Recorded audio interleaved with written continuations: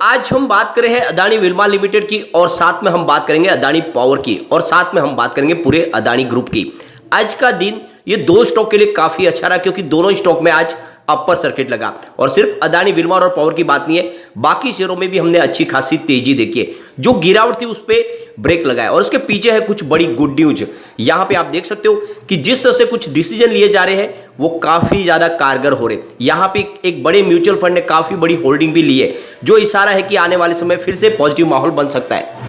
Adani group अपने business को फिर से पटरी पे लाने के लिए जल्द ही बॉन्ड्स ला सकते हैं बाजार में, यानी वो बॉन्ड्स के माध्यम से रकम रेज कर सकते हैं। तो क्या है ये फैसला? इसके अलावा बहुत सारी बैंक है जो अदानी ग्रुप के एवज में अपने इन्वेस्टर के साथ में कॉन्फिडेंस बिल्ड करने के लिए यहाँ पे मीटिंग करने जा रहे हैं और आने वाले समय बहुत कुछ बड़ा होता हुआ दिखाई दे सकता है। तो क्या इस समय अदानी ग्रुप में फिर से इन्वेस्टमेंट करना चाहिए, इस गिरावट का फायदा उठाना चाहिए, या फिर इस समय हमें निकलने का मौका है तो निकल जाए? तो बहुत सारी बातें जिसको इस वीडियो के माध्यम से जानने की कोशिश करेंगे। लेकिन फ्रेंड, उससे पहले अगर आप पहली बार हमारे चैनल पे आए तो चैनल को सब्सक्राइब कर दीजिए, एक बेल आइकॉन दबा दीजिए ताकि जब भी नया वीडियो बने पहला नोटिफिकेशन आपको मिले। वीडियो पसंद आए तो लाइक शेयर जरूर कीजिए। चलो फ्रेंड्स, वीडियो स्टार्ट करते हैं। मैं हूं आपका दोस्त SB दवे और हमारे अपने चैनल ऑनलाइन कमाई में आपका बहुत बहुत स्वागत है।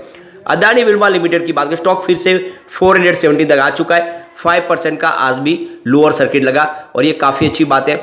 अब यहाँ पे अदानी विल्मा लिमिटेड की बात करें तो यहाँ पे KR चौकसी की तरफ से यहाँ पे स्टॉक को लेकर काफी बुलिश है और उन्होंने इसका जो टारगेट दिया है वो 569 का दिया, यानी इस लेवल पे आप खरीदारी करेंगे तो आपको करीब 40% का अच्छा रिटर्न देखने को मिल सकता है। उनके हिसाब से काफी मजबूत है ये। FMCG सेक्टर का एक तरह से मजबूत खिलाड़ी है और आप देख सकते हो कि इनका जो फॉर्चून ऑयल है उसमें ये कंपनी मार्केट लीडर है। काफी अच्छा बिजनेस है और ये Q3 में हमें नतीजों में देखने को मिला है, नतीजे काफी अच्छे रहे और इस नतीजों को देखकर KR चौकसी काफी ज्यादा उत्साहित है और उनका कहना है कि इस समय निवेश किया जा सकता है क्योंकि रिजल्ट इस बार काफी अच्छा रहा है अदानी विल्मा लिमिटेड का।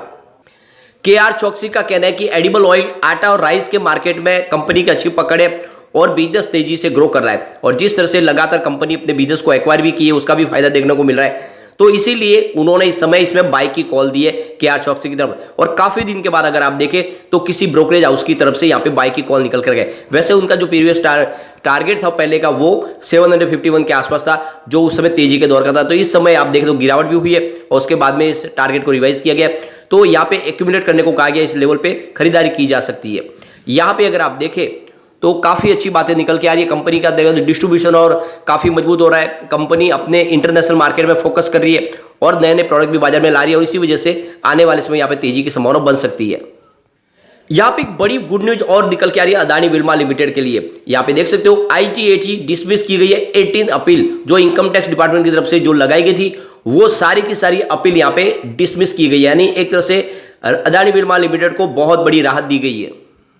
तो यहाँ पे जो लेटेस्ट अपडेट निकल के आ रही है, Ahmedabad bench income tax appellate tribunal ने यहाँ पे रिलीफ दे दिया अदानी विल्मा लिमिटेड को। जो 18 अपील उनके खिलाफ लगाई गई थी वो सारी की सारी इनकम टैक्स डिपार्टमेंट की अपील थी, वो सारी की सारी यहाँ पे रिजेक्ट कर दी गई है।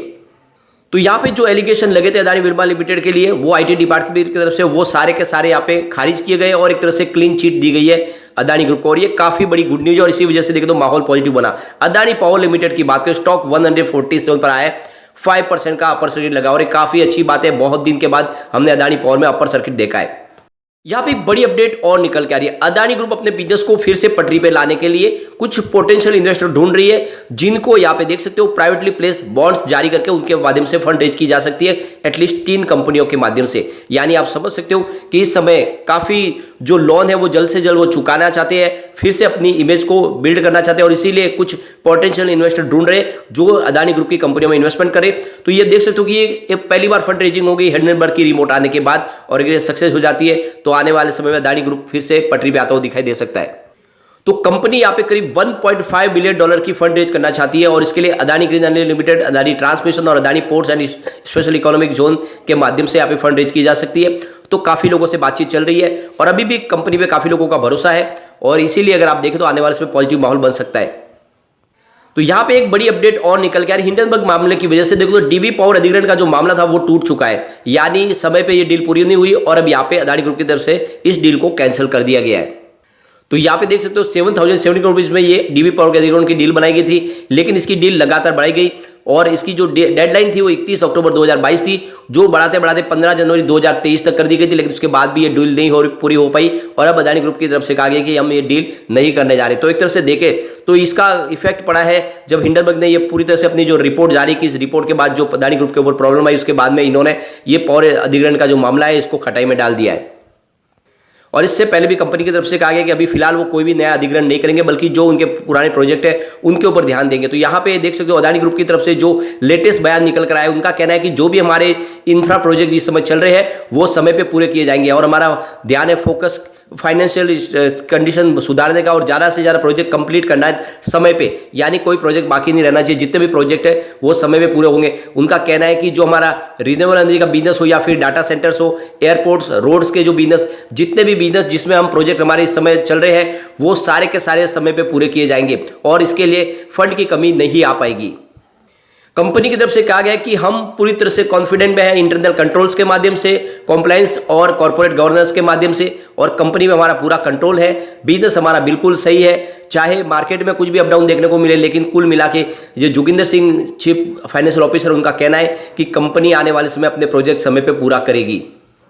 तो यहाँ पे कंपनी की तरफ से कोशिश जारी है कि किस तरह से जो इन्वेस्टर का जो कॉन्फिडेंस लूज हुआ है उसको फिर से मजबूत किया जाए और कंपनी इसके लिए कोशिश कर रही है हर तरीके से। इसके बीच में एक बहुत बड़ी गुड न्यूज निकल कर आई है, जिस तरह से लगातार गिरावट उसके बीच में देखे तो डीएसपी म्यूचुअल फंड ने अदानी ग्रुप की 6 कंपनियों में अपनी जनवरी महीने में स्टेक बढ़ा दिया हिंडनबर्ग रिपोर्ट आने के बाद। तो यहाँ पे देख सकते हो डीएसपी म्यूचुअल फंड की तरफ से एसीसी में होल्डिंग को बढ़ाई गई है। 0.91% की होल्डिंग थी 31 दिसंबर को, जो देख सकते हो 31 जनवरी को बढ़ के 0.93% हुई है। यानी हिंडनबर्ग रिपोर्ट आने के बाद भी यहाँ पे एसीसी में होल्डिंग को बढ़ाया गया है म्यूचुअल फंड की तरफ से। इसके अलावा देखें तो डीएसपी म्यूचुअल फंड ने अंबुजा सीमेंट में अपनी होल्डिंग को बढ़ा दिया। 0.17% की होल्डिंग थी रिपोर्ट आने के पहले, जो बाद में बढ़ के 0.24% तक पहुंच गई है। यानी हिंडनबर्ग रिपोर्ट के बावजूद भी यहाँ पे होल्डिंग को बढ़ाया गया है। इसके अलावा देखें तो अदानी ट्रांसमिशन में होल्डिंग को बढ़ाया है। आप देख सकते हो 25,637 शेयर थे, जो बढ़ के 26,576 करोड़ 20 शेयर हो गए 31 जनवरी तक। इसके अलावा देखें तो डीएसपी म्यूचुअल फंड ने यहाँ पे Adani ports and special economic zone में भी अपनी होल्डिंग को बढ़ाया। 0.10% की जो होल्डिंग थी उसको बढ़ा के 0.13% कर लिया है यहाँ पे जनवरी महीने में। तो ये समझ सकते हो कि इस म्यूचुअल फंड ने जम के खरीदारी की अदानी ग्रुप के शेयर में डिप में।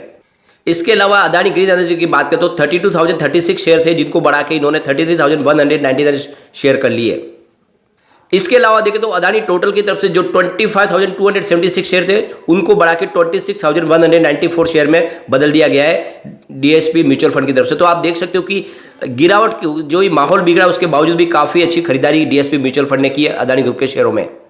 अब यहाँ पे एक बड़ी अपडेट और निकल के आ रही है। अदानी ग्रुप की तरफ से जो अलग अलग बैंक है वो अपने इन्वेस्टर का भरोसा कायम करने के लिए मीटिंग करने जा रहे हैं और जो भी उनके इन्वेस्टर है उनको समझाया जाएगा, अदानी ग्रुप की मजबूती के बारे में उनसे बातचीत की जाएगी। तो 16 फरवरी से लेकर 21 फरवरी के बीच में ये मीटिंग होने जा रही है, जिसमें आप देख सकते हो बार्कलेज, इसके अलावा BNB Paribas, DBS bank, Dutch bank, इसके अलावा अमीराज एनडीबी कैपिटल, इसके अलावा आईएनजी ग्रुप एनवी और एमयूएफजी, इसके अलावा देखें तो मिजुओ, एमएफबीसी, निको और स्टैंडर्ड चार्टर्ड बैंक, ये सारी जो बैंक है इसमें शामिल है, जो अदानी ग्रुप की तरफ से अपने इन्वेस्टर को कॉन्फिडेंस में लाने की कोशिश करेगी।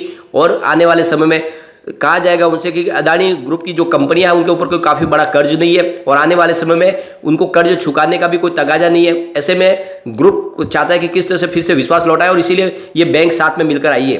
तो कुल मिला के देख सकते हो कि आने वाले समय कुछ पॉजिटिव खबरें देखने को मिल सकती है। इसके अलावा एक अच्छी खबर और निकल के आ रही, MSCI इंडेक्स ने, जहां पे देख सकते हो अदानी ग्रुप की कंपनियों की जो अब वेटेज थी, जो फ्री फ्लोट वेटेज, उसको कम करने की यहाँ पे जो फरवरी से जो शुरुआत की थी उसको रोक दिया है। तो आप देख सकते हो अदानी ग्रुप की दो जो कंपनियां हैं, अदानी टोटल गैस और अदानी पावर ट्रांसमिशन, उनकी जो फिलहाल जो वेटेज रिव्यू है उसको मई तक के लिए रोक दिया गया है। यानी एक तरह से देखते हैं MSCI को भरोसा है कि स्टॉक फिर से ऊपर आ सकते हैं और इसीलिए आने वाले समय इसकी जो अभी ये फिर से इसकी जो रिव्यू होगा वो मई महीने में होगा। तो ये काफी अच्छी खबर निकल गया, इसी वजह से आज देखें तो पॉजिटिव माहौल भी बना। तो देखना होगा कि क्या आने वाले समय फिर से अदानी ग्रुप में कुछ पॉजिटिव माहौल बनेगा। लेकिन फ्रेंड, कोई भी इन्वेस्टमेंट करने से पहले अपने फाइनेंशियल एडवाइजर्स के बारे में ले ले या अपना खुद का रिसर्च करें, क्योंकि मैंने वीडियो आपके एजुकेशनल पर्पज के लिए ही बनाया। वीडियो पसंद आए तो लाइक शेयर जरूर कीजिए और चैनल को सब्सक्राइब कर दीजिए। Thank you friend.